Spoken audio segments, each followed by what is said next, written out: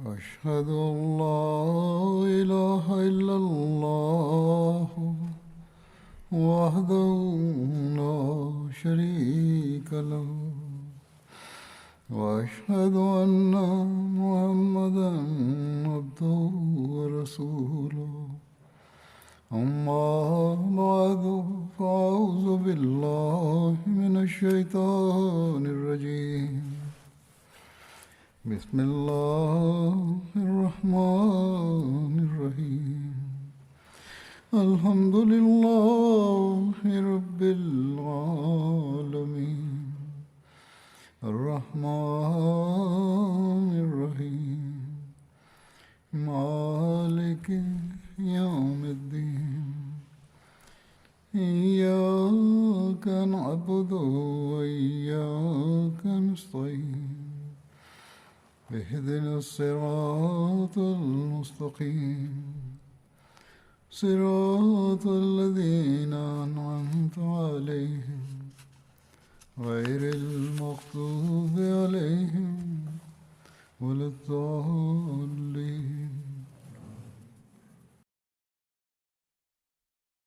حضرت امیرالمومنین پس از تلاوت شهادتین و اشتیاقی و بسم الله و سوره فاتحه فرمودند در خطبه های گذشته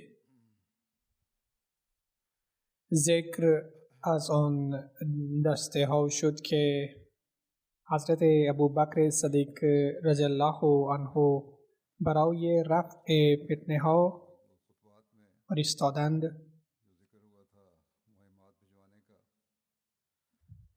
حال کمی تفصیل بیشتری را عنوان میکنم تا شدت و وحدت اوضاع آن زمان آشکار گردد. چنان که ذکر شد 11 دسته فرستاده شده بود. شرح و تفصیل اولین دسته بدین قرار است که این دسته برای قلع و قمع طلحه بن خیلد، مالک بن نویره، سجا بنت حارث، مسیلمه کذاب، یاغیان مرتد و پیامبران دروغین فرستاده شده بود. حضرت ابوبکر صدیق رضی الله عنه پرچمی به حضرت خالد بن ولید سپرد و دستور داد که به مصاف طلحه بن خیلد برود و پس از آنجا به قصد مالک بن نویره آهنگ بتا کند. اگر وی به جنگ مصر باشد آنگاه با او بجنگد. بتا نام چشمه است که در منطقه بنو اسد قرار داشت. در روایتی وارد شده است که حضرت ابوبکر حضرت ثابت بن قیس را امیر انصار منصوب کرد و زیر دست حضرت خالد قرار داد و به حضرت خالد دستور داد که برای جنگ با طلحه و عیینه بن حسن برود که نزدیک چشمه بزاقه واقع در بنو اسد ساکن بودند. هنگامی که حضرت ابوبکر برای جنگ با مرتدان به حضرت خالد بن ولید پرچم داد، فرمود: شنیدم که حضرت پیامبر اکرم صلی الله علیه و آله و سلم فرمودند خالد بن ولید یکی از بندگان بسیار خوب خدا و برادر ما و شمشیری از شمشیرهای خداست که او علیه کافران و منافقان بر میکشد.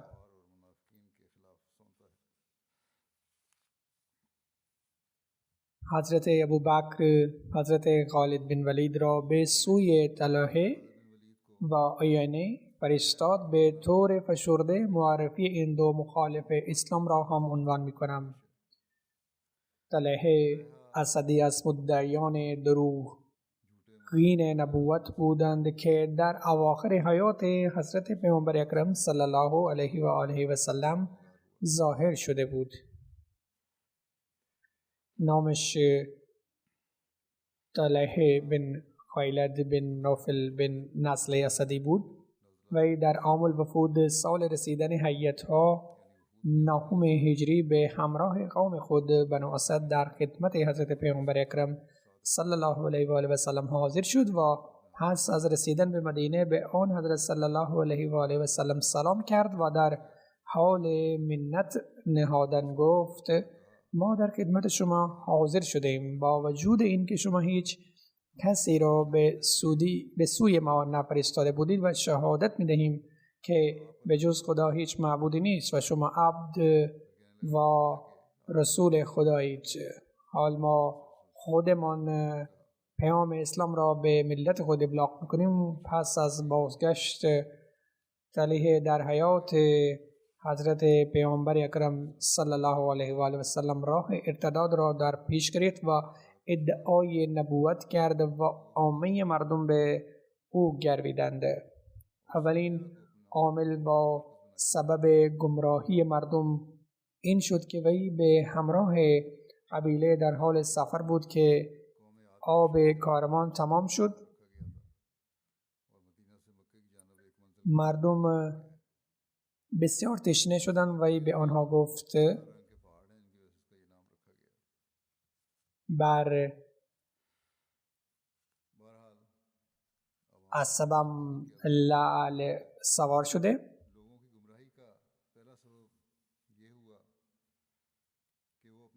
اولین عامل با سبب گمراهی مردم این شد که وی به همراه قبیله در حال سفر بود که آب کاروان تمام شد. مردم بسیار تشنه شدند. وی به آنها گفت بر اسبم لعل سوار شده و به جای چند مایل دور بروید، آنجا آب را پیدا میکنید. آنان همین کار را کردند و آب را پیدا کردند. بدین وسیله آن افراد دهاتی و ساده لوح مورد فتنه واقع شدند. وی حتما از وجود آب در آنجا خبر داشته، لذا با زرنگی آنها به آنجا فرستاد و به سبب آن مردم بی سواد گرفتار فتنه شدند. به هر حال یکی از سخنان دروغینش این هم بود که وی از نماز سجده ها را حذف کرده بود که نیازی به سجده نیست. به زعم او از آسمان بر وی وحی نازل می شد و او عبارات مسجع و مکفر را به عنوان وحی عنوان می کرد. از تاریخ معلوم می شود که در دوران جاهلیت کاهنان با عبارات مسجع و مکفر مردم را تحت تاثیر قرار می دادند و طلحه هم کاهن بود. طلحه اسدی را نفس امارش فریب داد و وی قدرت گرفت. هنگامی که به حضرت پیامبر اکرم صلی الله علیه و سلم دربارش خبر دادند، ایشان زرار بن عزور را برای جنگ با او فرستادند، ولی این کار از توانایی زرار خارج شده بود، زیرا با مرور زمان بر قدرتش افزوده شده بود. علل خصوص پس از ایمان آوردن قبایل هم پیمان بنو اسد و بنو قطفان برای بسیار قوی شده بود. حضرت پیامبر اکرم صلی الله علیه و سلم درگذشتند ولی موضوع طلحه حل و فصل نیافت. حضرت ابوبکر رضی الله عنه پس از به عهده گرفتن مسئولیت خلافت برای رفع فتنه مرتدان یاغی لشکرها را آماده کرد و برای هر لشکر فرماندهی منصوب کرد. لشکری به سوی طلحه اسدی به فرماندهی خالد بن ولید فرستاد. طلحه فقط مرتد یا مدعی نبوت نبود، بلکه با مسلمانان پیکار هم میکرد و می کوشید که آنان را آسیب برساند. عنینه بن حصن چه کسی بود؟ دربارش نوشته شده است که عنینه همون شخصی است که در هنگام غزوه احزاب سردار بنو فزاره بود. در این غزوه 3 لشکر کفار به کمک بنی قریظه قصد نمودند که به مدینه حمله شدیدی بکنند. عنینه یکی از فرمانده این 3 لشکر بود. پس از شکست در این جنگ باز وی قصد حمله به مدینه کرد، ولی حضرت پیامبر اکرم صلی الله علیه و سلم از مدینه خارج شده و به مصافش رفتن و ناچارش کردن که پا به فرار بگذارد. این غزوه ذی‌قرد خوانده میشد. عنینه قبل از فتح مکه اسلام آورد و در آن شرکت کرد.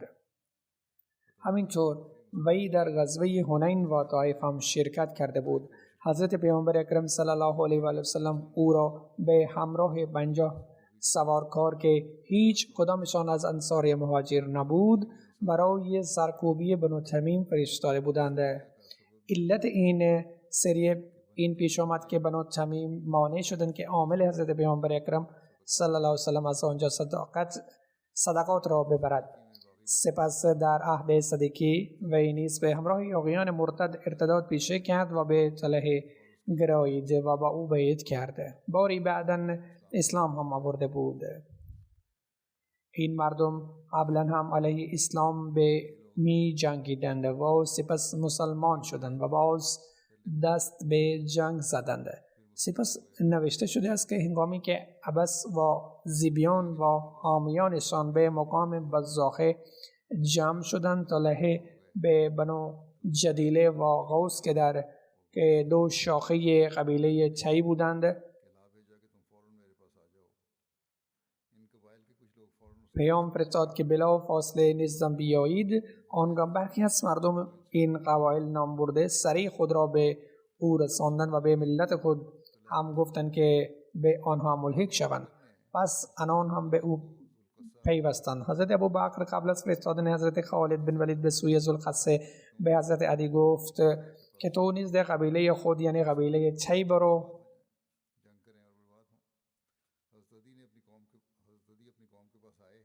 مبادا آنان به جنگ بروند و خود را به باد بدهند. حضرت علی نیز در قبیله خود آمد و آنها را در ضربه غارب متوقف کرد و به اسلام دعوت داد و بر حذر داشت. ضربه هم نام مکانی در منطقه غطفان است و این هم گفته می شود که این نام چشمه در بنو مره است که متعلق به بنو عرف است. به هر حال حضرت خالد به سویشان حرکت کرده. حضرت ابوبکر به او دستور داد که مهم خود را اول از اطراف قبیله تی شروع کند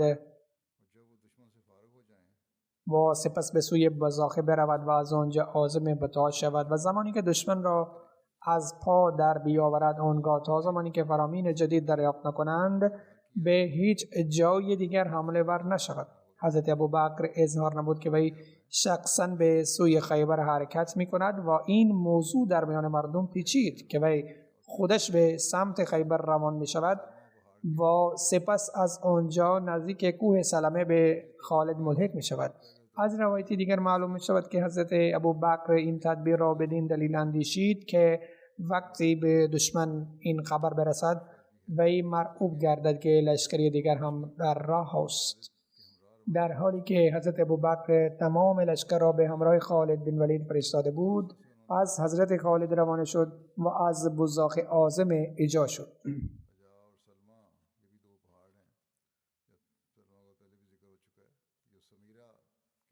اجا و سلمه دو کوه است. سلمه قبلا هم ذکر شده است که مکانی به سمت راست کوه سمیری است و به قولی اجا کوهی متعلق به بنو تی است. به هر حال حضرت خالد این وانمود کرد که به سوی خیبر می رود، سپس از آنجا به جنگ تی باز می‌گردد. با این تدبیر مردم قبیله تی در جای خود ماندند و از رفتن نصف طلحه باز ماندند. حضرت عدید هم در تی آمد و آنها را به اسلام دعوت داد، ولی آنان گفتند که هرگز از ابوالفضیل اطاعت نخواهیم کرد. منظور از ابوالفضیل حضرت ابوبکر بود. فضیل به آن کره ناکه یا گاو میگویند که از مادر خود جدا یا از شیر گرفته شده باشد، چون کلمات بکر و فصیل هر دو به معنی بچه شودر است. لذا بعضی مردم به خاطر تحقیر و توهین حضرت ابوبکر وی را ابوالفضیل یعنی پدر کره و ناکه می گفتند. حضرت علی خطاب به مردم طی گفت لشکری به سویتان می آید که هرگز به شما رحم نمی کند و چنان بازار قتل و غارت را گرم می کند که هیچ کسی امان پیدا نمی کند. من به شما هشدار دادم، دیگر شما سلاح می دانید که چه کار باید بکنید. به روایتی دیگر وی به مردم قبیله خود این هم گفت که آنگاه شما ابوبکر با کنی فحل اکبر یاد میکنید. فحل به هر جانور نر میگویند، یعنی الان که حضرت ابوبکر را از روی تمسخر و حکارت کره شتر میگویید، ولی آنگاه مجبور میشوید که آن حضرت را شتر قوی بگویید. قبیله تی پس از شنیدن سخنانش گفتند باشد، تو به لشکر خود برو و آنها را از حمله به اینجا باز دار. ما مردم ما که به بزاخه رفتند باز میگردانیم. می ترسیم که اگر با طلحه مخالفت کنیم در حالی که مردم ما در اختیار او قرار دادند وی همه آن را همه آنها را از دم تیغ بگذارند یا آنها را گروگان گرفته و به بند بیندازند. دربارش مشهور بود که وی معاندان و مخالفان خود را زنده نمیگذارد.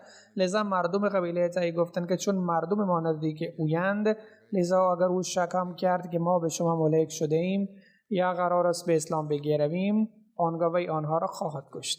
حضرت عدی در مقام صنعا از حضرت خالد استقبال کرد. صنعا نیز جایی در نواحی مدینه است. حضرت عدی بن خالد گفت لطفاً به من 3 روز مهلت بدهید، پس از آن 500 جنگجو به شما مهلک می شوند. آنگاه شما به همراهشان دشمن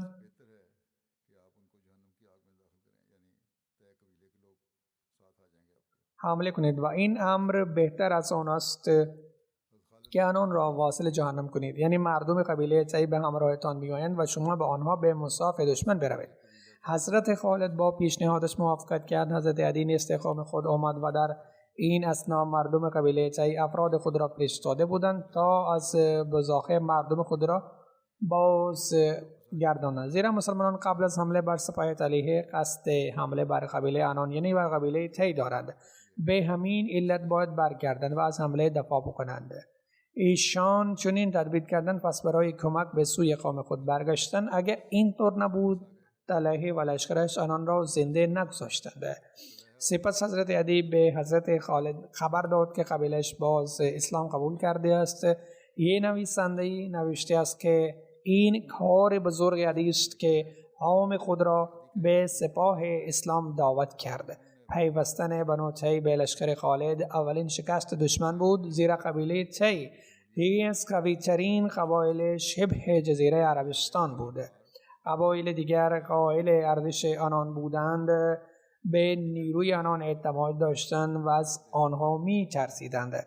در منطقه خود مورد احترام و تسلط داشتند. قبایل همسایه در تلاش بودند تا متحدان آنان بشوند. سپس حضرت خالد به خاطر مبارزه و جنگ با جدیله از اینجا به عنصر قصد کرده. جدیله هم یکی از چشمه های قبیله تی است. اطراف اون جمعیت بود. حضرت عدی به او گفت قبیله تی مانند یک مرغ است و قبیله جدیله یکی از 2 بازوی قبیله تی است. به من چند روز مهلت بده، شاید خداوند آنان را به راه راست هدایت بکند و بدون جنگ اصلاح شده باشند. همانطور که او قبیله غوث شاخه دیگر قبیله تی را از گمراهی هدایت داده شد. حضرت خالد همانطور کرد. حضرت عدی نزد جدیله آمد و پیوسته با آنان مذاکره کردند تا اینکه آنان دوباره توسط حضرت عدی بیعت کردند و حضرت عدی به حضرت خالد این مژده داد و به 1000 نفر از این قبیله نزد مسلمانان آمد. پس از اسلام آوردن قبیله تی، حضرت خالد بن ولید عازم طلیحه اسدی شد.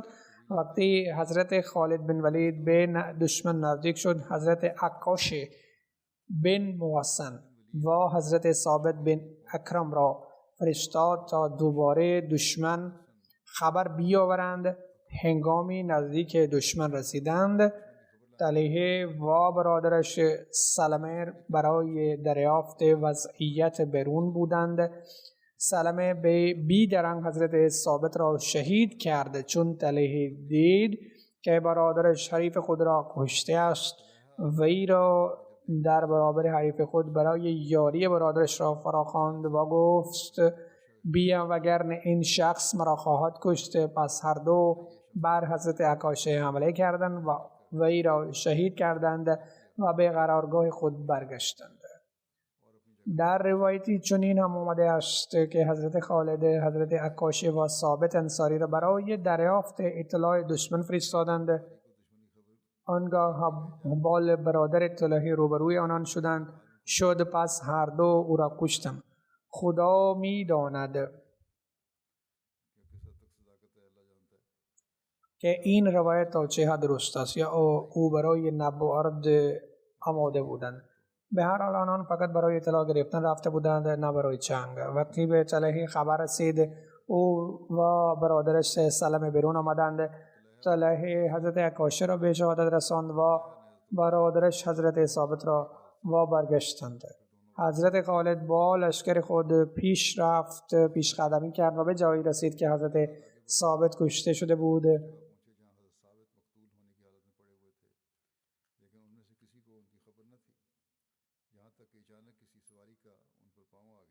اما هیچ کس درباره او نادانسته بود، حتی پای سوار کسی بر او فتاد. این رویداد بر مسلمان ناگوار آمد. چون با دیگر نگاه کردند دیدند که حضرت عکاش بن محسن هم به شهادت رسیده است. از این مسلمانان غمگین تر شدند و گفتند 2 تن بزرگ از امرای مسلمانان و 2 تن ماهر سواران مسلمانان شهید شدند.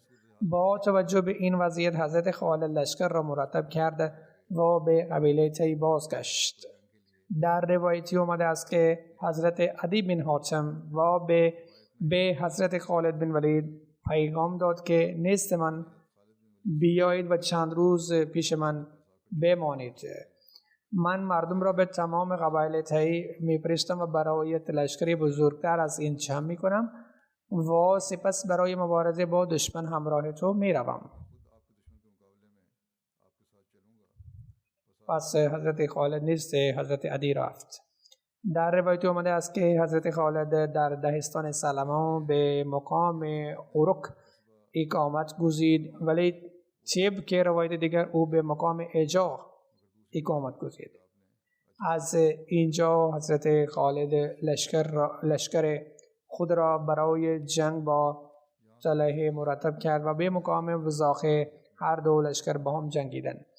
هنگامی که جنگ شروع شد، اویینه با همراه 700 نفر از مردان بنو فزاره در همراهی طلحه به شدت جنگ کرد. اویینه و طلحه علیه مسلمانان متحد شدند و جنگیدند.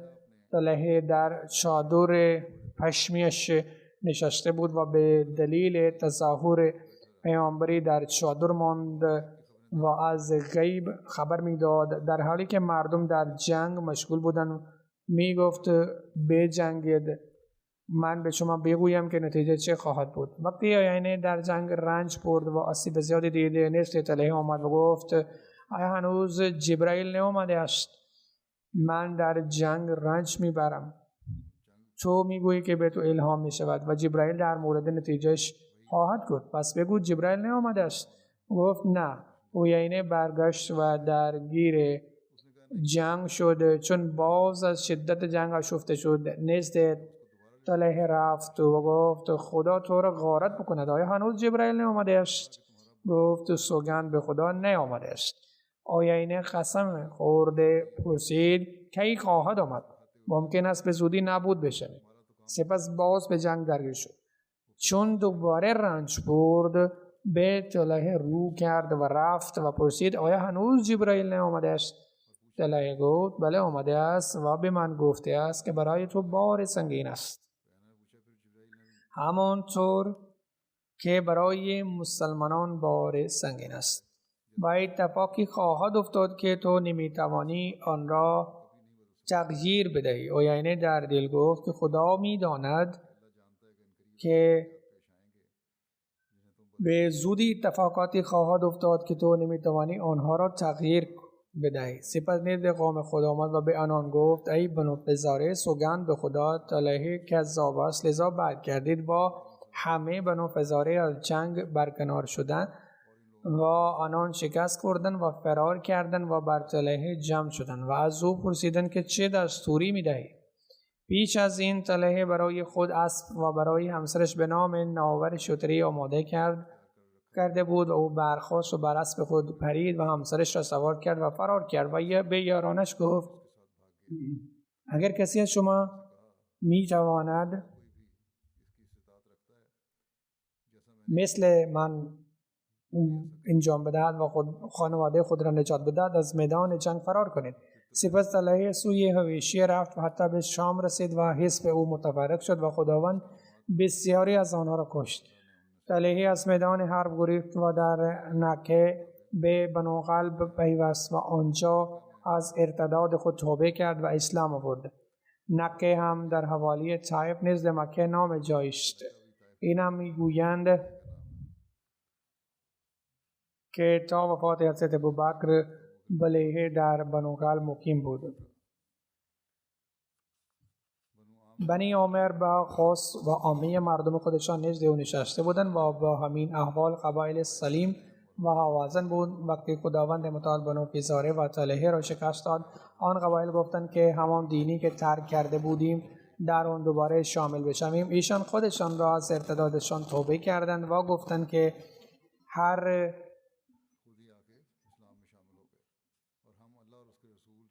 فیصله خداوند متعال در مورد اموال و جانهای ما قبول داریم. در تاریخ تبری آمده است که بعد شکست اهل بزاقه بنو عامر آمدند و گفتند که ما دوباره در آن دینی که ترک کرده بودیم شامل بشویم و ایمان بیاوریم. حضرت خالد بن ولید بر آن شرایطی که از اهل بزاقه یعنی اسد، غطفان و طی بیعت گرفته بودند از اینها بیعت گرفتند و این همه بر شرط قبول اسلام اطاعت را قبول نمودند و این بیعت شامل این الفاظ بود: اشوب عهد و پیمان خداوند متعال بسته می شود که شما لازمان بر خداوند متعال و رسول الله صلی الله علیه و آله و سلم ایمان خواهید آورد و لازمان و حتما نماز را قائم برپا میکنید و زکات ادا میکنید و بر همین شرایط از طرف فرزندان و زنان خود هم بیعت کنید. و بر شنیدن همه اینها آنها گفتند بله. حضرت خالد بن ولید از اسد، غطفان، هوازن، سلیم و طی بیعت آنها فقط بر این شرط قبول کردند که آنها آن مجرمانی را که در حال ارتدادشان مسلمانان را مسلح کرده بودند و در آتش انداخته بودند آنها را محبوس کرده پیش حضرت خالد بن ولید بیاوردند. حضرت خالد فقط بر این شرطی از آنها بیعت گرفتند که از بین خودشان آنهایی که مسلمانان را ضرر رسانده بودند و به قتل رسانده بودند و خانه هایشان را آتش زده بودند آنها را در آتش سوزاند. سپس آنها را مسلح کرده و در آتش سوزانده بودند. همه اینها را گفت شما آنها را به ما بسپارید سپس بیعت شما پذیرفته بشود. متهمانی که همه مقصر هستند همه حضور ما بیاورید. پس همه این قبایل این افراد را به حضرت خالد تحویل دادند. سپس حضرت خالد بیعت این قبایل را پذیرفتند و آنان که بر مسلمانان ظلم کرده بودند، آنان که ستمگر بودند، دست و پای آنان را بریدند و در آتش انداختند. اما ظلمی که بر مسلمانان روا داشتند چنان که در خطبه گذشته عرض کردم به عنوان مجازات تلقی شد. نامه حضرت خالد به خدمت حضرت ابوبکر این چنین ذکر شده است که حضرت خالد بن ولید حر بن حویره و چند یارانش را با ریسمان ها بست و سپس حضرت خالد حر و دیگر اسیران را نزد حضرت ابوبکر فرستاد و در خدمتش نوشت بنو عامر بعد از ارتدادشان دوباره اسلام آوردند. من بیعت هیچ یک از قبایلی را که با آنها جنگیدم و یا بدون جنگ با آنها آشتی کردم نپذیرفتم تا اینکه کسانی را که در حق مسلمانان ظلم های گوناگون انجام داده بودند نزد من بیاورند. من آنها را کشتم. قره یا یارانش را به خدمت شما میفرستم. حضرت ابوبکر نیز نامه‌ای به حضرت خالد نوشت که از نافع نقل شده است که حضرت ابوبکر در پاسخ به این نامه به حضرت خالد نوشت که هر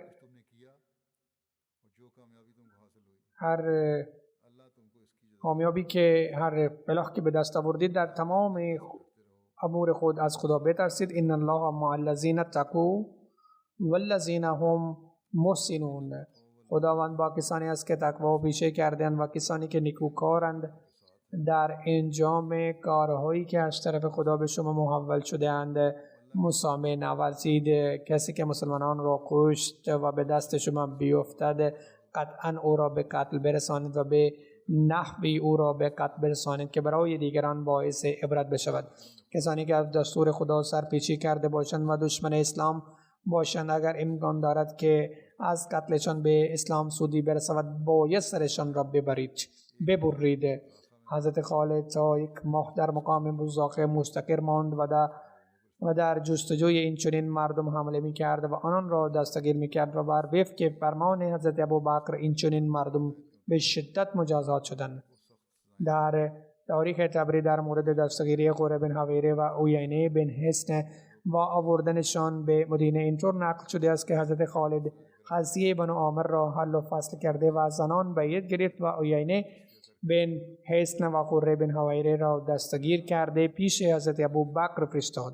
وقتی آنها در محضر حضرت ابوبکر حاضر شدند، قره گفت که ای خلیفه رسول، من مسلمان هستم و حضرت عمرو بن عاص بر این امر شاهد است، چون هنگامی او در مسافرتی پیش من آمد و من به او سکنی دادم و تعظیمشان کردم و مراقبت کردم. حضرت ابوبکر حضرت عمرو بن عاص را فراخواند و ازش بابت امر مذکور تصدیق داشت. حضرت عمرو تمام ماجرا را بازگو کرد و هر چه که قره گفته بود برایش تعریف کرده. هنگامی حضرت عمرو بن عاص بابت زکات دیدگاه وی را شروع به بازگو کرده، قره گفته بس کن، دیگر کافیست. حضرت عمرو گفت رحمت خدا باد این امکان پذیر نیست، من باید تمام پیش آمد در محضر حضرت ابوبکر بازگو میکنم. پس او تمام گفتگو را بیان کرد بابت زکات. نخست قره گفت که اگر این دستور را لغو کنید اعراب بتوانند به سخن شما گوش بدن، یعنی زکات نباید گرفته بشود. آن موقع حضرت عمرو گفت که گویی کافر شدی. سپس قره گفت باید وقت را تعیین کنید تا در این مورد با هم صحبت کنیم و فیصله کنیم که زکات بپردازیم یا نه. به هر حال حضرت ابوبکر دستگذشت و ببخشید. عیینه بن حصن در حالی به مدینه آمد که با ریسمان هر دو دست وی را با گلو بسته بودند و کودکان مدینه شاخه های خرمه را در تن وی فرو می بردند و می گفتند که ای دشمن خدایا، پس از ایمان آوردن به کفر برگشتی؟ آن موقع او گفت که سوگند به خدا تا حتی الان به خدا ایمان نیاوردم. حضرت ابوبکر ازش گذشت و او را نیز بخشید. این نویسنده دیگر نیز می نویسد که عیینه را در محضر حضرت ابوبکر خلیفه رسول حاضر کردن، او از او چنین عفو و درگذر را دید که امید آن را نداشته بود. او دستور داد تا دستهای وی را باز کند و سپس ازش خواست که او باید توبه کند. عیینه با وضوح قلب توبه کرد و اعتراف اشتباهات خود را کرد و عذر خواهی کرد و به اسلام گردید و بر احکام اسلام کاربند ماند.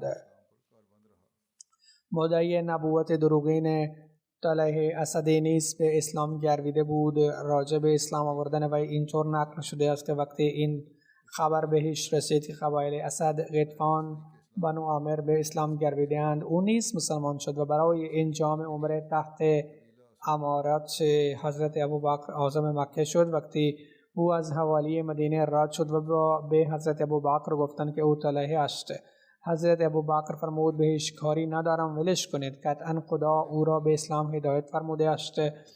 طلحه به طرف مکه رفت و عمره را به جا آورد و وقتی حضرت عمر به خلافت رسید و با قصد بیعت وی، حضرت عمر بهش گفت که تو قاتل عکاشه و ثابت هستی، به خدا هرگز نتوانم تو را دوست داشته باشم. طلحه گفت که ای امیرالمومنین، چرا برای آن دو اشخاص که خدا آنها را از دست من معزز ساخت غصه می‌خوری؟ یعنی حضرت عمر بهش گفت که تو قاتل عکاشه و ثابت هستی، به خدا هرگز نمیتوانم تو را دوست داشته باشم. طلحه گفت که ای امیرالمومنین، چرا برای آن دو اشخاص که خدا آنها را از خود دست من معزز ساخت غصه می‌خوری؟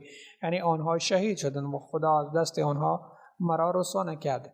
یعنی من بی آبرو نشدم و از حملهشان به قتل نرسیدم، چون در نتیجه این من وارد جهنم می شدم، اما امروز اسلام را قبول کرده قصد خداوند متعال را جلب کنم. حضرت عمر ازش بیعت گرفت و گفت که ای فریبکار، از کهانت تو چه باقی مانده است؟ یعنی کاهن بودی، آیا اکنون هم آن کار را انجام می‌دهید؟ او گفت 1-2 فوت میزنم. سپس به اقامتگاه قوم خود برگشت و همونجا سکونت داشت. طلحه در جنگ عراق در مقابل ایرانیان کارهای نمایان را انجام داد. بعد از قبول اسلام در جنگ‌های عراق شرکت کرد و با جرأت جنگید و در سال 21 هجری در جنگ نهاوند به درجه شهادت نائل شد. اعزام حضرت خالد بن ولید به منطقه ظفر و پیشقدمی جانب زمل سلمه غرفه اسم زمل سلمه دختر مالک بن حذیفه بود. او خیلی شبیه مادر خود غرفه بود و همانند مادر خود شهرت و عزت داشت. شتر غرفه را نیز داشت.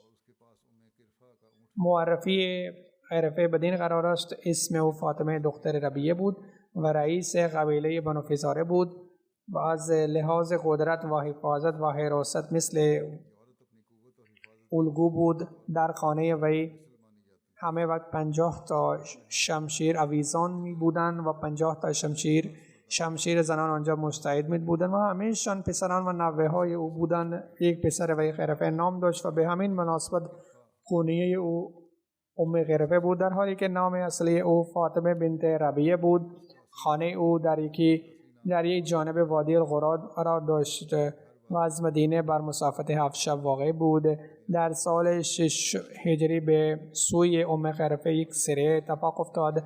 یک دلیل سرکوبی غرفه این نیست بود که او توطئه حمله بر مدینه و قتل پیامبر اکرم صلی الله علیه و آله و سلم را چید. راجع به این یک نویسنده نوشته است که باری او لشکری را آماده کرد که مشتمل بر 30 پسران و نوه او بود.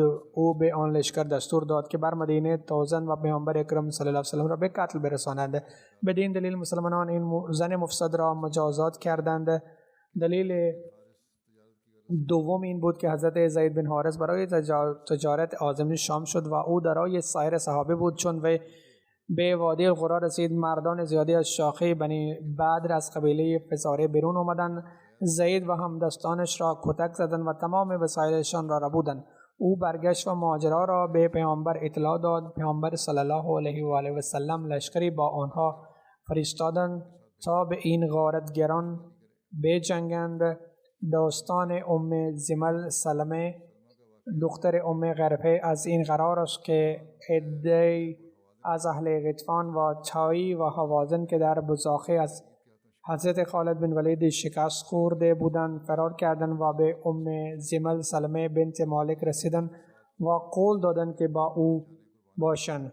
هنگام جنگ با مسلمانان جان خود را فدا کنند، اما هرگز پشت نخواهیم داد.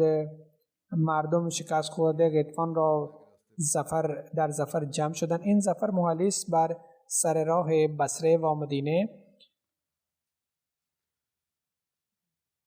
و در آن شاهی وجود دارد. حواب نام این مکان است. نزدیک حواب جایی است. حواب هم در مسیر مدینه و بصره جایی است.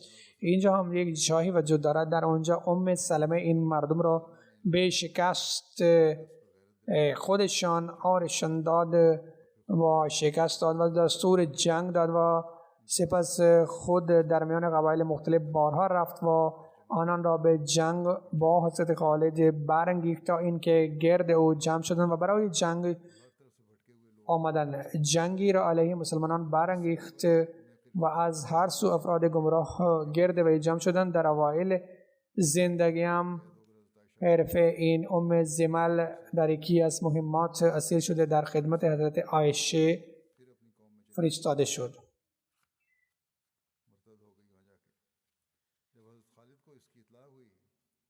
هنگامی که حضرت خالد از این موضوع مطلع شدند، مشغول دستگیری تبعکاران، دادن زکات، دعوت مردم به اسلام و دلجویی از مردم بودند. حضرت خالد برای مقابله با زمل سلمه که شکوه و قدرت او بسیار افزایش یافته بود و پرونده او بسیار جدی شده بود پیشرفت. پس حضرت خالد برای مسابقه با او و یارانش جلو رفت. جنگ بسیار سختی روی داد. زمل سلمه در آن زمان مانند مادرش با آب و تاب بر شتر مادرش سوار بود و جنگ سخت بین دو سپاه در گرفت. زمل سوار بر شتر پیوسته با سخنان تحریک آمیز لشکر را تحریک می‌کرد. مرتدان نیز با شجاعت فراوان می‌جنگیدند. شتر زمل را صدها شتر دیگر احاطه کرده بودند که پهلوانان بزرگ بر آن سوار بودند و با دقت فراوان از زمل محافظت می‌کردند. سوار مسلمانان تلاش بسیار کردند تا به زمل برسند، اما محافظان او ایشان را عقب زد کردند. مسلمانان پس از کشتن 100 نفر سرانجام به شتر زمل نزدیک شدند. همین که به آنجا رسیدند شتر را پیدا کردند و زمل را کشتند. وقتی اصحابش شترش را به حال افتادن و کشته شدن دیدن، بی ثبات شدن و بی خود پریشان شدن و از میدان جنگ فرار کردن. بدین ترتیب آتش فتنه سر شد و ارتداد و طغیان در شرق جزیره العرب بیان داد. حضرت خالد بشارت این پیروزی را به حضرت ابوبکر فرستاد. این ذکر همچنان در مورد حضرت ابوبکر ادامه خواهد داشت. این تنها چیزی است که در حال حاضر بیان کردم. الان من ذکر خیر دو در گذشتگان را خواهم کرد و پس از نماز جمعه نماز میت نماز جنازه‌شان را کامل خواهم کرد. اولین ذکر خیر صابر بیگم همسر رفیق احمد بد صاحب سیالکوت است که در چند روز گذشته در گذشت به لطف خداوند متعال موسیه بود. پسرش درباره آن مرحوم نوشته است که او زنی مؤمن، تهجدگزار، دعا گو، مهمان نواز، فقیر و نیکوکار بود. دل بسته و ارادت عمیقی به خلافت داشت و با دقت خطبات را شنید و گوش میکرد و واقفین زندگی خیلی احترام میکرد و میگذاشت. نسیم بات در کایونا نایجریه مربیشت. وی به علت مشغول بودن در کار دینی نمیتوانست در نماز جنازه و تدفین مادرش شرکت بکند. به علت این من جنازه مادرش را اقامه میکنم. همه خانواده‌اش، همسرش و پسران و نوه ها در خدمت جماعت در سابقین اند. دومین تذکره و ذکر از سوره رشید است که همسر رشید احمد باجوه بود و در 20 آوریل در کانادا درگذشت. انا لله و انا الیه راجعون. او همچنین زنی بسیار با تقوا، دعاگو، قریب پرور، مهمان نواز و رفاقت داشتن. مدتی به عنوان رئیس لجنه خدمت کرد. او به بچه هاز قرآن می آموخت. و سپس برای آموزش و پرورش بچه ها تمام چیزهای خود را فروخت و به خانهش را در ربوه ساخت، بلکه خانه نساخت، شاید در ربوه اقامت گزید. مرحوم موسیه بود و پسرش آقای سفیر احمد باجوه در ربوه است و در مراسم تشییع جنازه شرکت نکرد.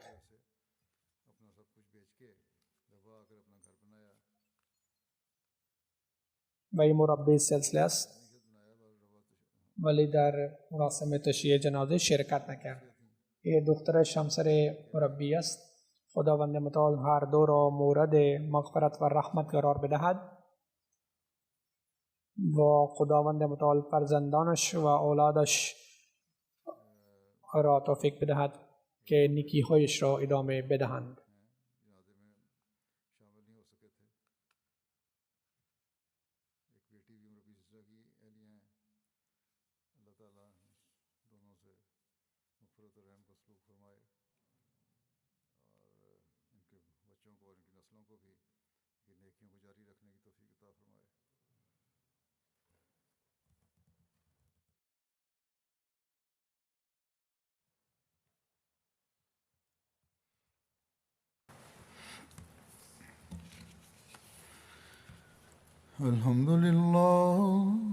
الحمد لله نحمده ونستعينه ونستغفره ونؤمن به ونتوكل عليه ونعوذ بالله من شرور أنفسنا ومن سيئات أعمالنا.